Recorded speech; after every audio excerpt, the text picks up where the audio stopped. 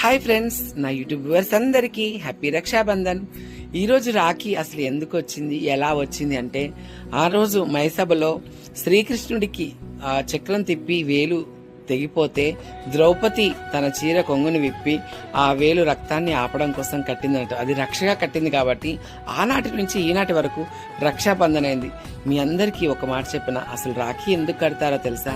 అమ్మా నాన్నల తర్వాత అభయం ఇచ్చే చెయ్యి ఆ అన్నయ్యదైనా తమ్ముడిదైనా ఆడపడుచుకు అండగా ఉంటుందని, ఆ చెయ్యి ఎప్పుడు చల్లగా ఉండాలని చెప్పేసి ఈ రాఖీ పండగ మనం జరుపుకుంటాము.